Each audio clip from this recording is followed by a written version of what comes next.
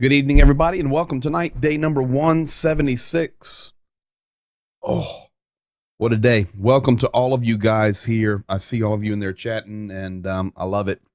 So thank you. I see you in. I do want to say good morning to you there, Malcolm Beals. Love seeing you in here, my friend from Great Britain. And lots of chat going on about the medical supplies that we're going to be doing. You know, in addition to the medical supplies, and we're going to look at all the news today, I see Rainwater there in the chat.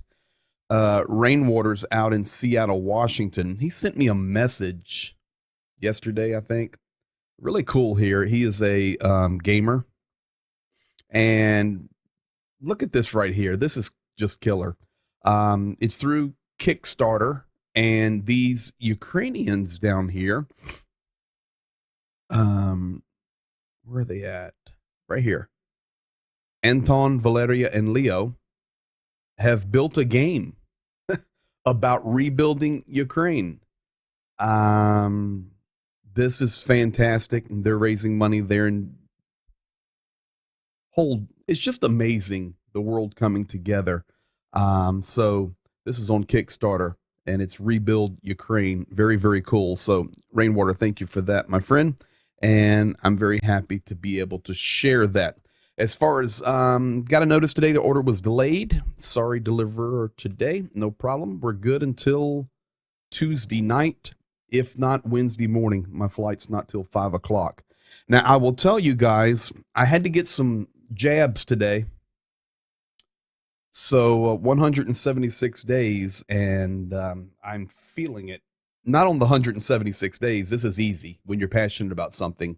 But I had to get a tetanus shot.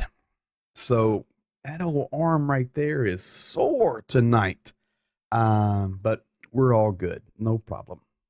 So we're all juiced up and ready to go. Getting out of here on Wednesday.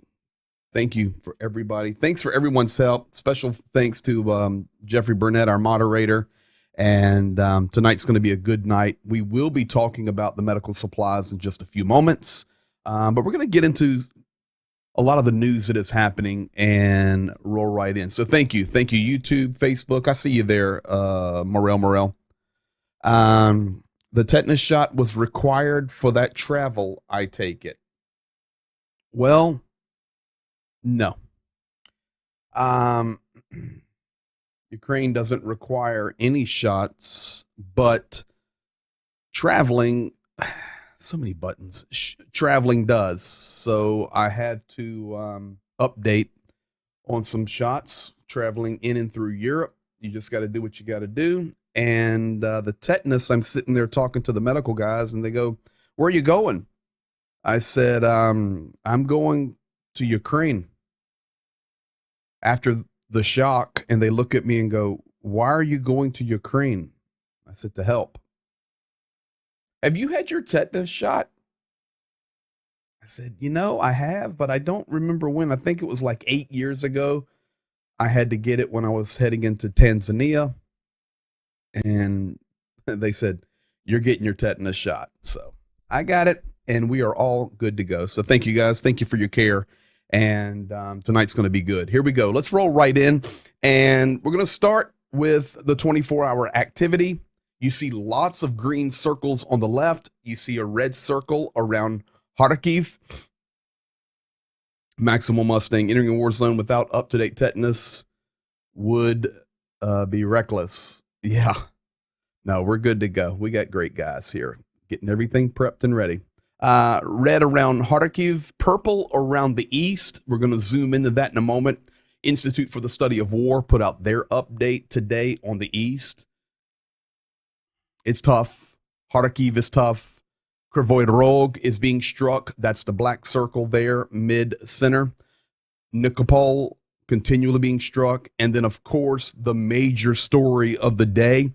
And this will be the major story through the night because, of course, it is 9:07 p.m. Eastern here.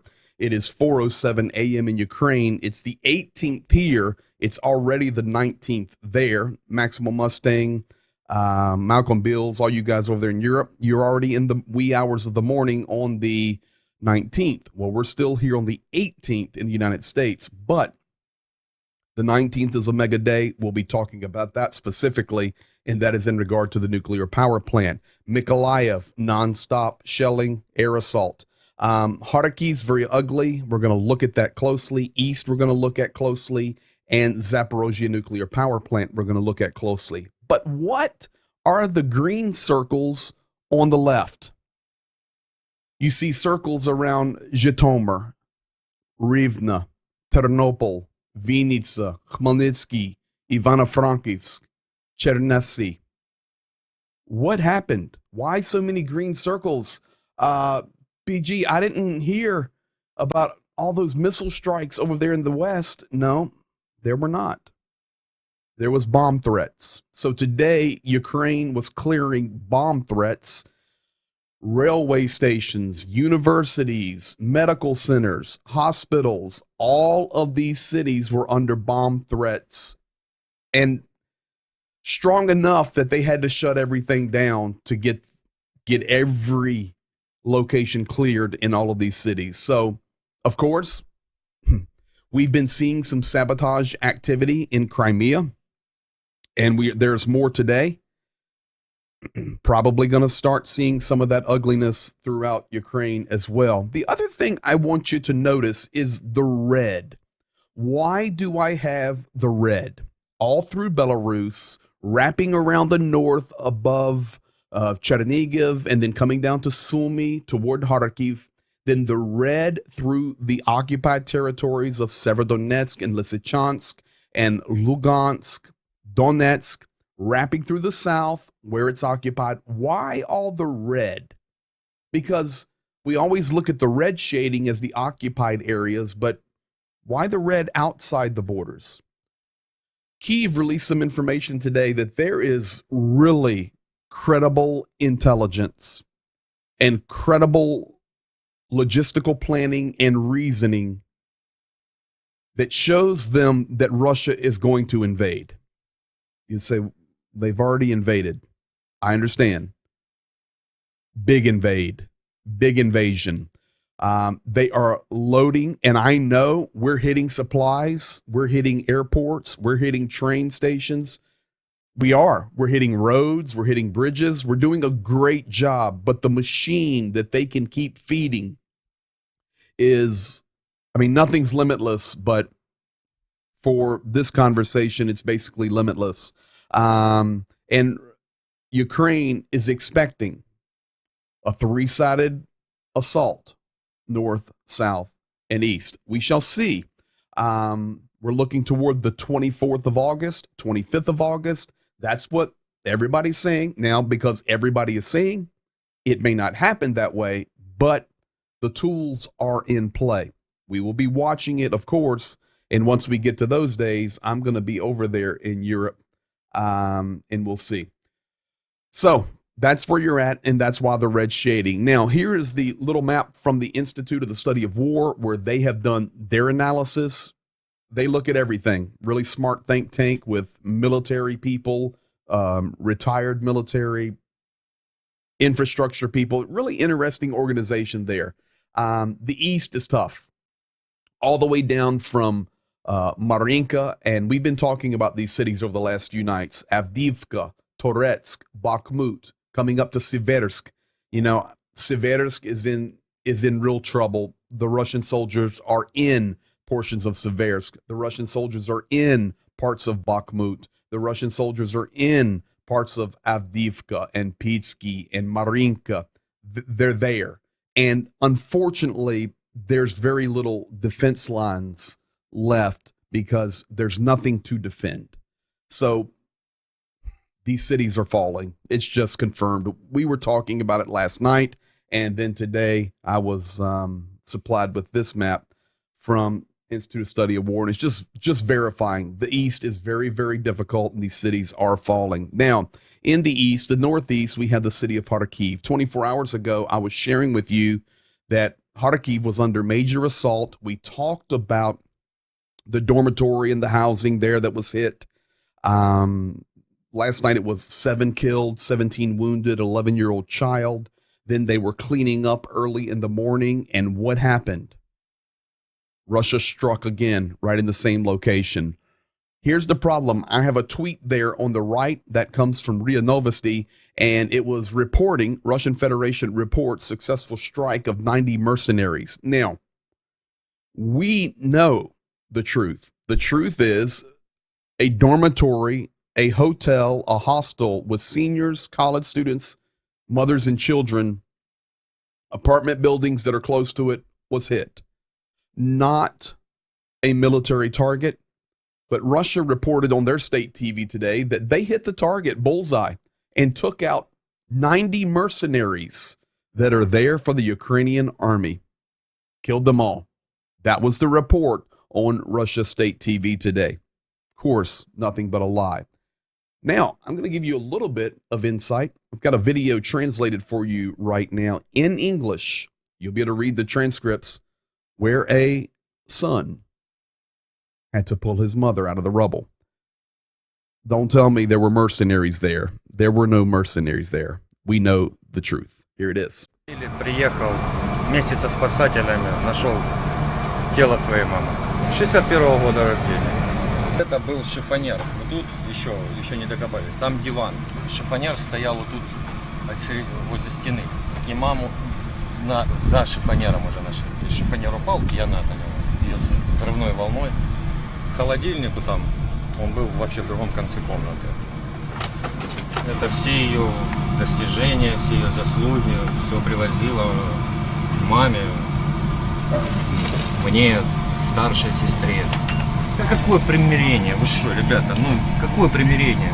Вы посмотрите, сколько в Украине, пострадало, сколько еще неизвестно пострадает. Блин, какое примирение? Пидорасы, хуя по миру.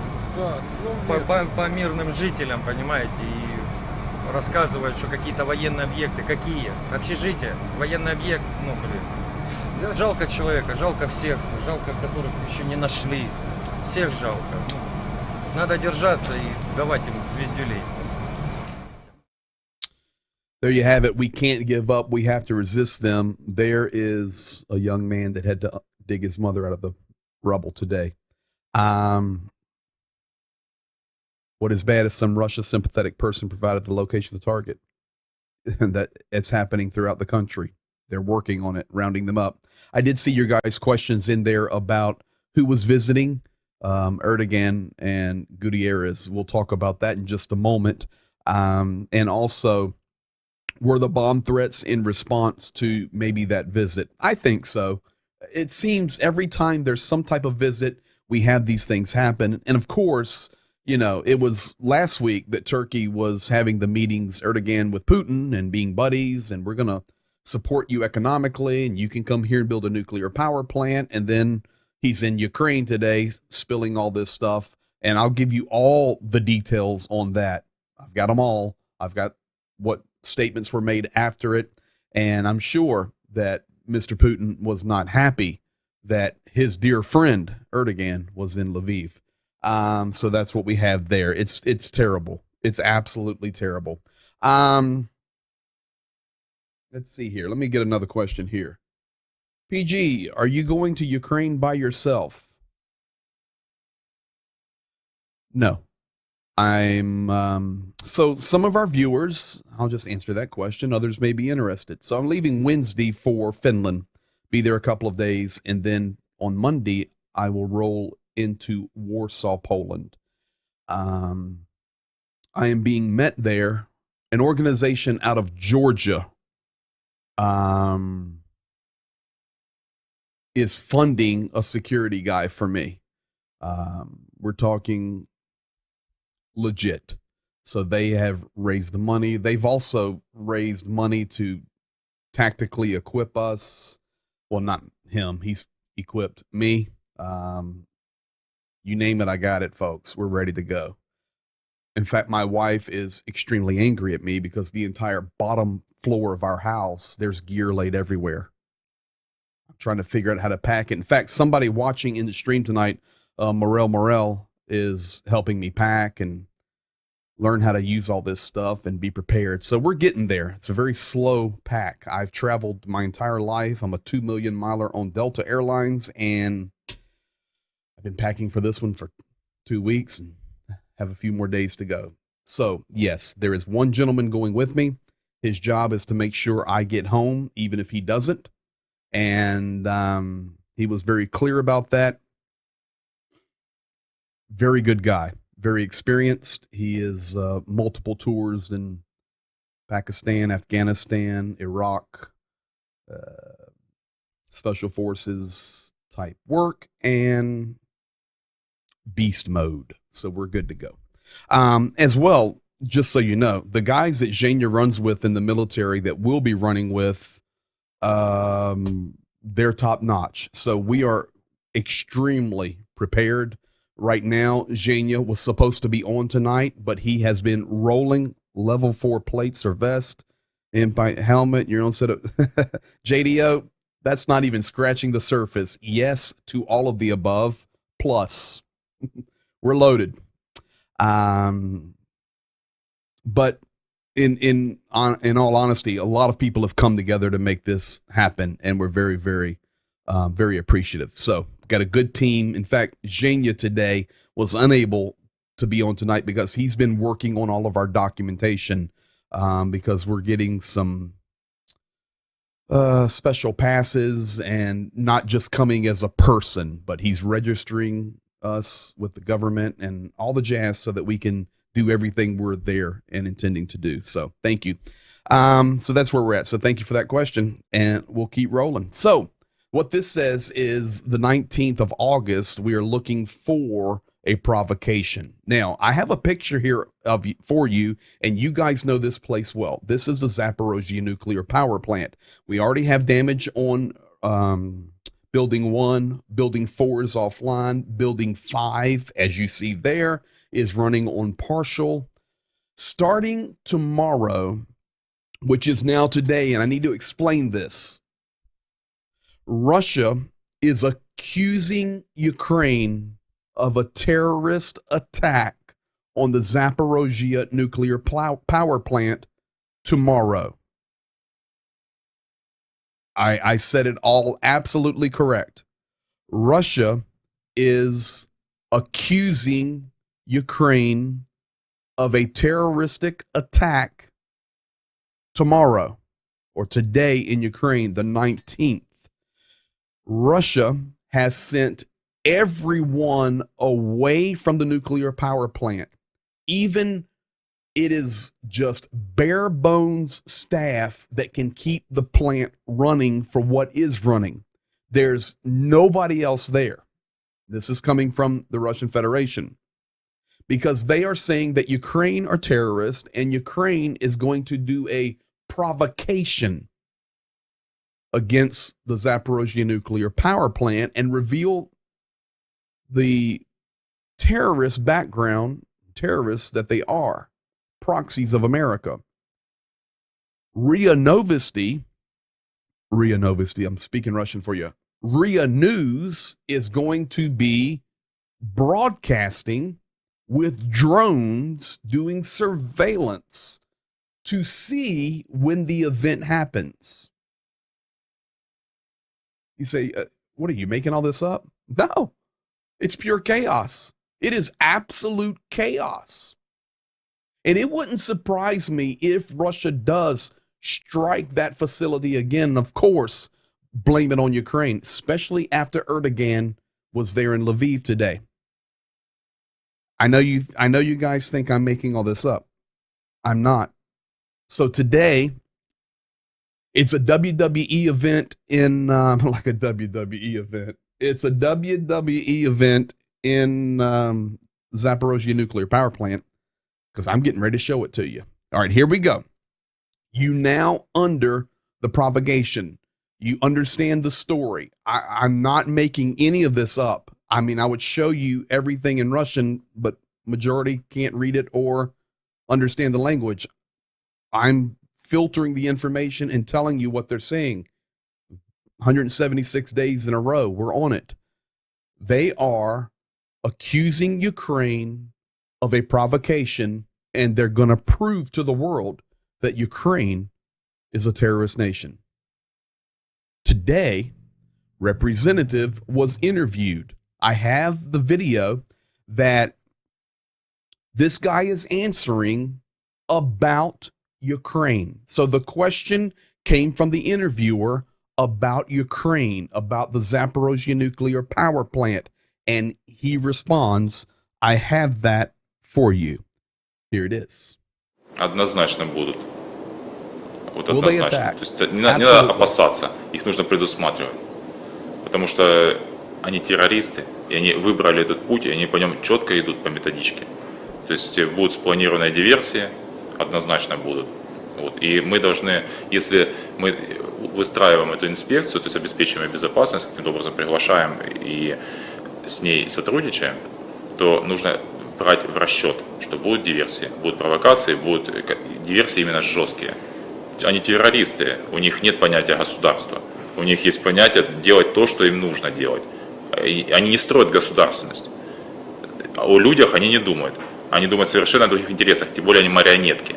Они марионетки американские. И Украина сама по себе, как люди, Украина, это не те понятия, о которых они будут переживать. У них другие цели.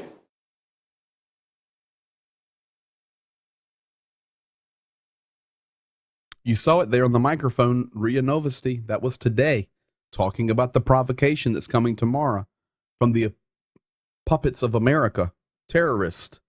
They don't even care about people. They don't know anything about people. They don't know how to build a state. Can't make this stuff up. So there, that is what you have. You have the Russian being interviewed by RIA Novosti, telling what's going to happen, calling Ukraine terrorist.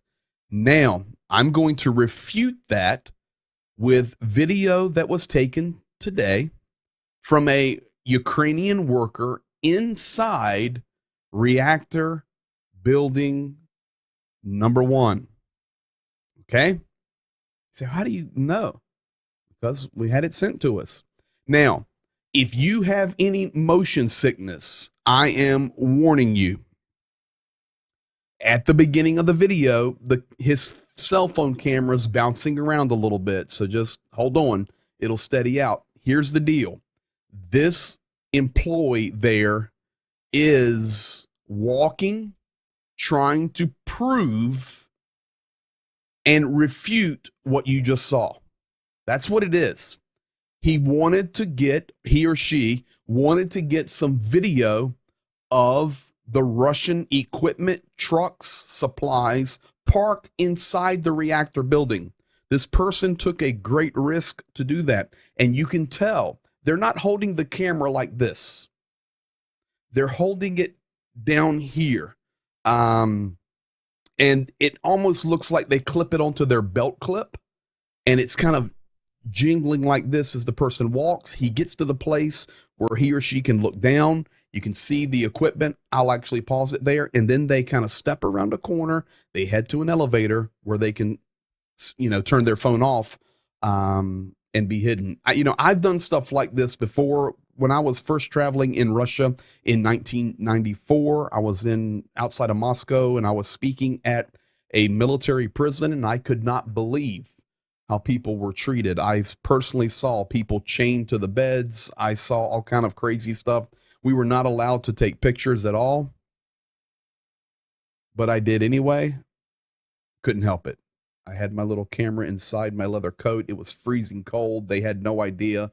They never checked me for a camera, and I would just ease it up and snap a picture and put it down because people needed to see what I was seeing. It was unbelievable. That's 28 years ago. So this happens. So this is going to refute that guy, and this is inside. Here we go.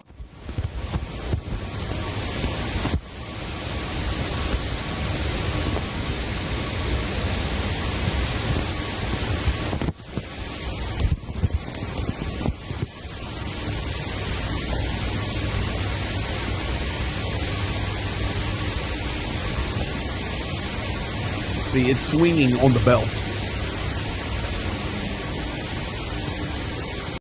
All right, I'm going to slow this down for you. Actually, I'll let it play and then I'll back it up. Very quickly done. Very quickly done. I'll go back. Let's go back a little bit. Here, you can see the equipment. That's a good clear frame. Trucks to the left of that storage equipment. You see the Z's. This is inside the reactor building.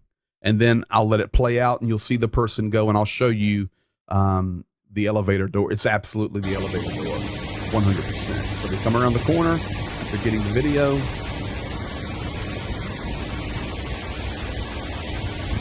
And so this is the camera aiming down. That's a single elevator door. I go through those all the time. That's what they look like. And they always have the yellow step plate and the blue walls. They're getting on the elevator to put their phone or camera away. So, hey, we're going to refute it. You can talk about the terrorism all you want, and you can spread lies that Ukraine is going to attack tomorrow, and you're going to have your drones in the air. You are the ones that have your munitions parked inside the building. The world's been seeing this for 2 weeks, and some brave person got that video out. Provide landmarks. Yeah, exactly. Providing landmarks. He was showing where. Thank you. No question. And somebody trying to prove and show. It's unbelievable. So that's the update on Zaporozhye nuclear power plant. Of course, we will be watching it like crazy over the next 24 hours. I'm sure all the guys will be messaging me quickly if anything happens, because they know it first. And we'll see. We'll keep you updated on that. Now,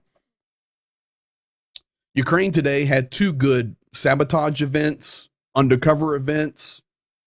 I don't know what to call it. I'm calling them strikes, but whatever that means. 2 key locations were struck today. One was in Russian territory. It was a massive munitions supply warehouse, train area in Belgorod. And then there was also an airbase struck in Sevastopol, way down on the south of Crimea. And then Podolyak makes a statement. So I'll give you a little video from far away. Here's Belgorod.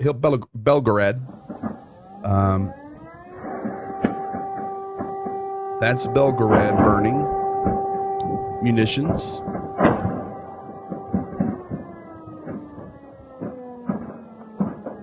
And this one I'll show you now is the air base in Crimea.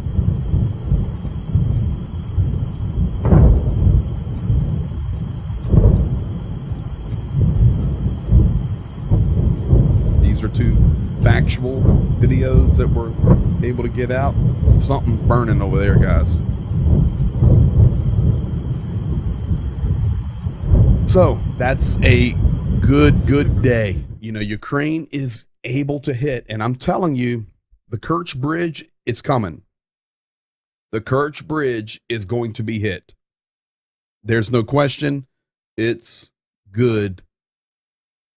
It's good. And it's going to be hit. How do we know that? Podolyak waxes poetic. Remember, I've been teaching you culturally how Ukrainians speak. They'll speak poetically. They'll use humor. They'll tell their story, but you have to read between the lines. Today, Podolyak put out this statement. He said, there will be a bright velvet season in Crimea. He was being interviewed on Channel 24. These were his statements. He said, just listen between the lines. It's translated into English perfectly. We will ask the sun, wind, water, and even tobacco products to work effectively in ammunition depots.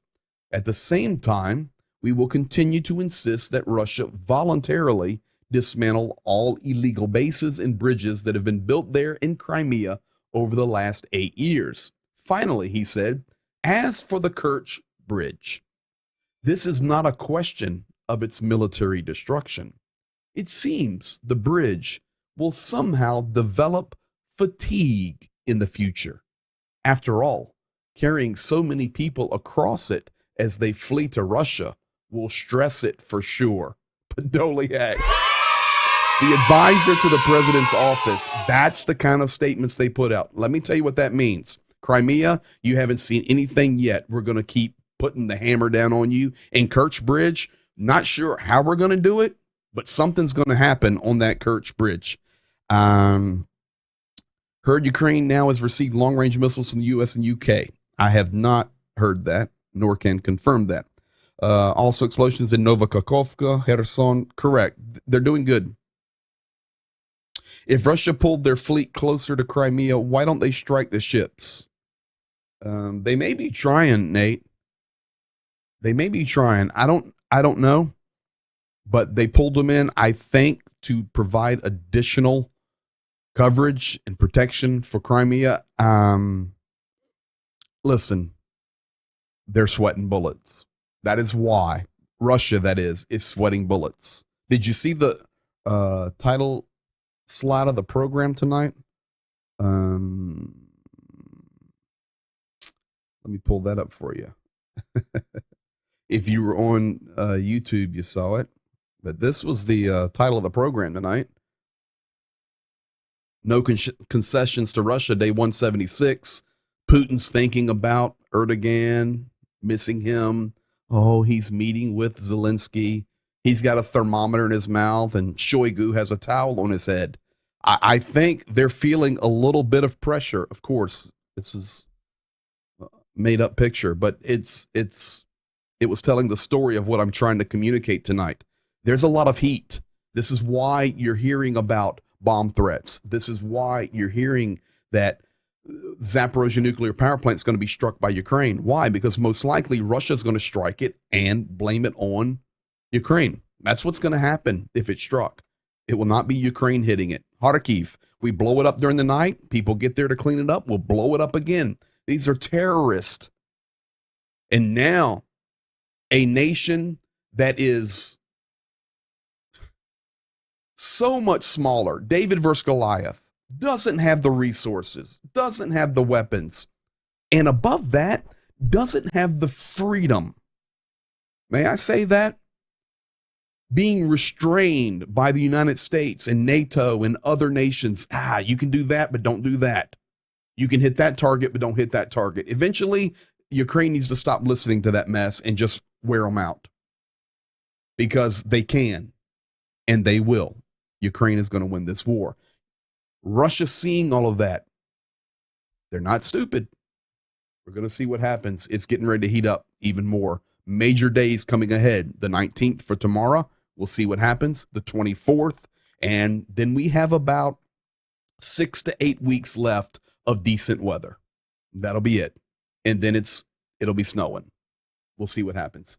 Zelensky, let's rotate over this, meets Erdogan in Lviv. I'm going to give you all of the updates on that. So in the upper left-hand corner, you see a green circle with a 40 in it. I'm going to explain that to you in a minute. But today, Ukrainians in general were not happy that Ukraine was meeting with Erdogan in Lviv. They were thankful that they could talk to, a world leader of a strong nation. Turkey's a strong nation. They're economically destroyed, but still a strong nation, large nation, in NATO, have relationships with many nations. Unfortunately, they sit on the wall in this war. But Ukrainians in general were not happy with the meeting. Russia has been shelling Ukraine for almost 6 months. Peaceful cities, towns, and villages lie in ruins, thousands of people killed. Meanwhile, Russia continues to be a side in negotiations, contracts, and compromises as if it were an adequate and trustworthy side, meaning Turkey's relationship with Russia is too close. And we don't trust what Erdogan's going to tell us. You're smiling a week ago. You're doing business with Russia. You're accepting the ruble in 5 banks already, if not more now. You've invited Russia to come help you build a nuclear power plant. But at the same time, we're supporting Ukraine. It doesn't work that way, Mr. Erdogan. It doesn't work that way. So Zelensky came out and made quite a few statements. Negotiations with Russia are possible only if Russian troops leave illegally occupied Ukrainian territory. And then he said, no one will persuade us to make concessions to Russia. Now, why is the 40 up in the corner? Because that is how long the meeting lasted. 40 minutes. I am absolutely convinced that Erdogan was attempting to persuade Zelensky to somehow, let's try to find a way to talk. Let me be the mediator. Come to Turkey. I'll get Putin there. Let's talk.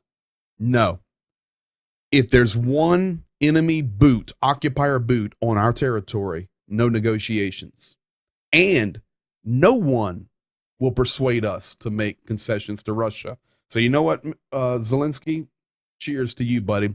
Zelensky made a couple more statements about the meeting. He said the visit of the president of Turkey to Ukraine, going to be respectful, is a weighty message of support from such a powerful country. During the meeting in Lviv, we discussed with Erdogan the possibility of improving the grain initiative, the situation around Zaporozhye nuclear power plant that we've been talking about, nuclear blackmail by the occupiers, and large-scale theft of grain by Russia. Ukraine also touched upon issues of defense cooperation. I am sure that further expansion of cooperation between Ukraine and Turkey will strengthen both sides. And that was it. So really very little 40-minute meeting. The other thing is that is actually the picture from today, their public picture they took. You can see Mr. Erdogan there in his suit and tie and President Zelensky there in his green military T-shirt, making a statement with the attire. Don't miss it. Ukrainians love to get dressed, part of the culture. He's making a statement. You're coming in your suit and tie. We're fighting a war. That's a statement. Second, there was another statement made today. Great statement. I'm going to show it to you. Getting ready to show you a clip.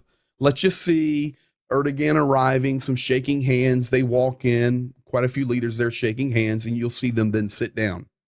That happened. But I want the world to see what happened before the meeting. You see, most presidents, I would assume, if you're getting ready to have a high-level meeting with another president, you're probably being pumped with information. You're being cued on what to talk about, what not to talk about. You're making sure the interpreters are ready. All your staff is working. You're focused on all this stuff, and you're focused on the meeting. This is a big meeting. We're meeting with Erdogan, not Zelensky. You know where Zelensky was before the meeting? He was in the hospital meeting with wounded soldiers, giving those guys awards. Incredible leadership that we witness. So here, Erdogan's arriving.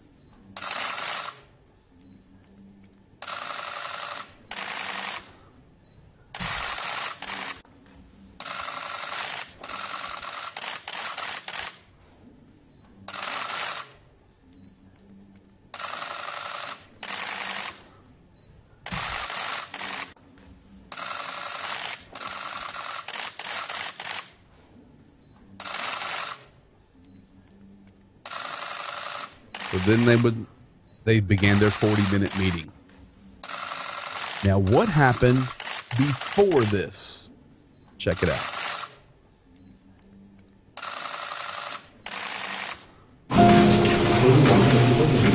Same clothes, same outfit.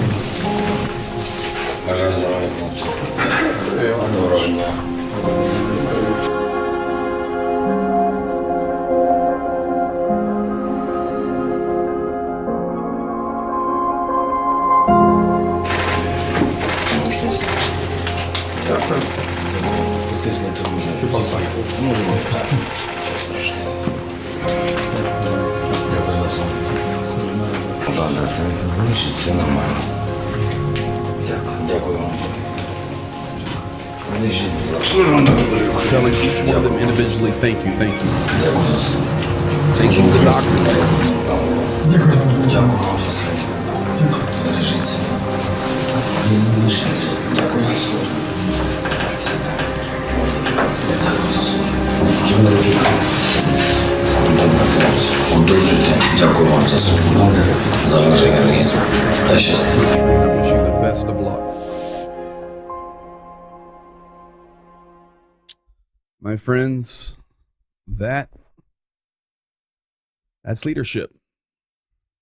He wasn't too worried about the meeting with Erdogan. Getting ready to meet with a guy that thinks he has the power as Putin's puppet to change Zelensky's mind.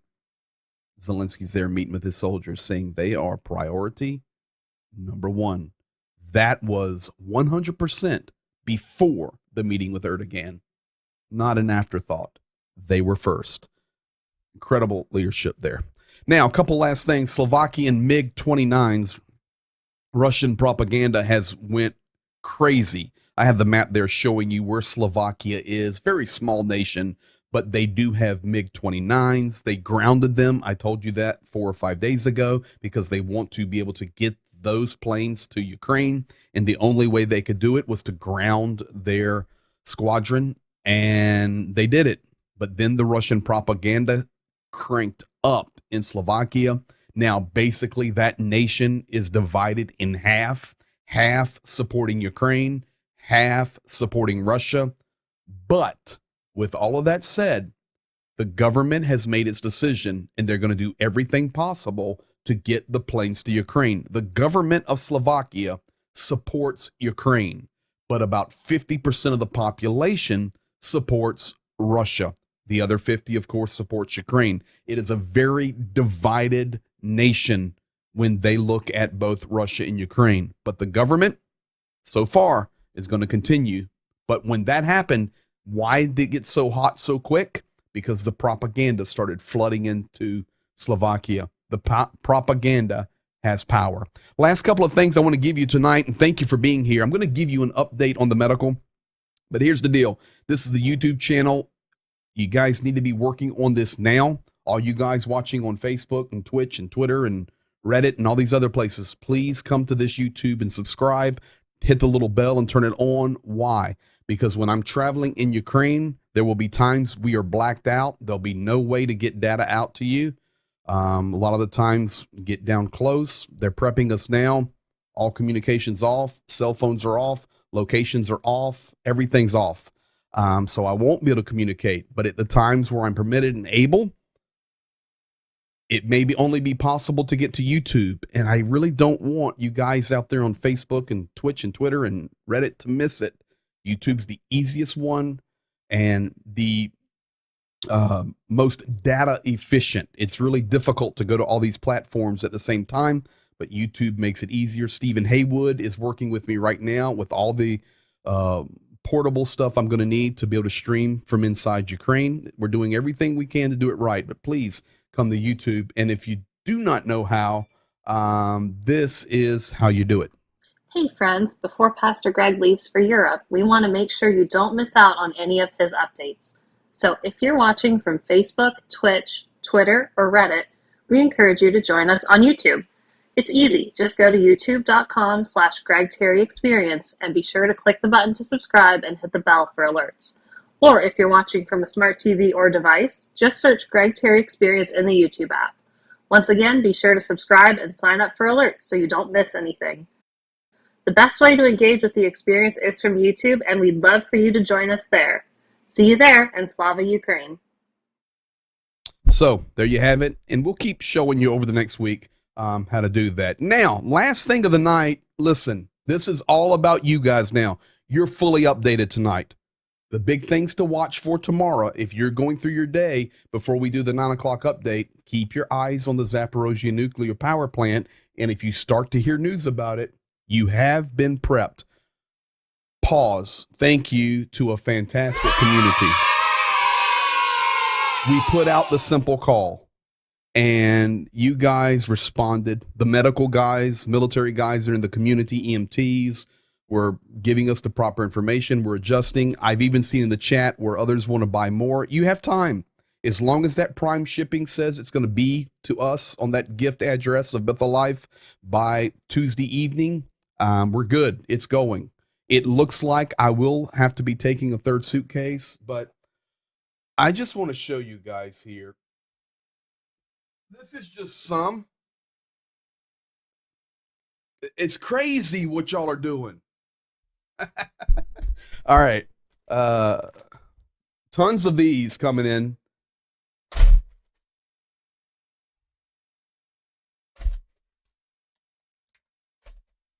I mean, listen, I haven't even shown Jania this stuff yet. Chest seals.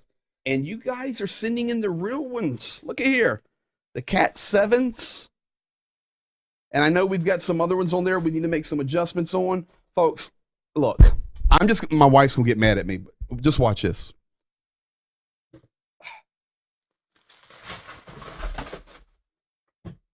All tourniquets.